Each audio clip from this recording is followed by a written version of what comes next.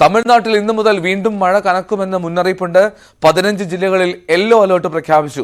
തെക്കൻ തമിഴ്നാട്ടിലും വടക്കൻ തമിഴ്നാട്ടിലും ഒരേപോലെ മഴ ശക്തമാക്കാനുള്ള സാധ്യതയാണ് പ്രവചിച്ചിരിക്കുന്നത്.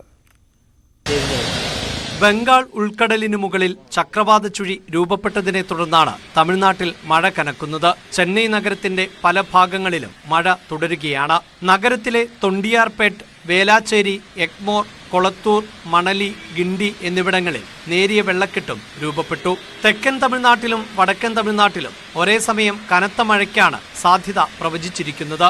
തൂത്തുക്കുടി, രാമനാഥപുരം, പുതുക്കോട്ട, ശിവഗംഗ, കന്യാകുമാരി ജില്ലകളിൽ അതീവ ജാഗ്രതാ നിർദ്ദേശമുണ്ട്. വിഴുപുരം, തെങ്കാശി, വിരുദനഗർ, മധുര, ശിവഗംഗ, തിരുച്ചിറപ്പള്ളി, പെരുമ്പലൂർ, അരിയല്ലൂർ, കല്ലക്കുറിച്ചി, കാരൂർ, തേനി, ഡിണ്ടിഗൽ, മയിലാടുതുറ, തഞ്ചാവൂർ ജില്ലകളിലാണ് യെല്ലോ അലർട്ട്. ഈ ജില്ലകളിൽ 19-ാം തീയതി വരെ മഴ തുടർന്നേക്കും. ചെന്നൈയിൽ പെയ്യുന്ന മഴ നഗരവാസികളെ ആശങ്കയിലാഴ്ത്തിയിരിക്കുകയാണ്. മിഗ്ജൌൺ ചുഴലിക്കാറ്റിനോടനുബന്ധിച്ച് പെയ്ത കനത്ത മഴയിൽ കയറിയ വെള്ളം ഇനിയും ചിലയിടങ്ങളിൽ ഇറങ്ങാൻ ബാക്കിയാണ്. അതിനിടയിൽ വീണ്ടും വെള്ളക്കെട്ടുണ്ടാകുമോ എന്ന ഭീതി ശക്തമാണ്.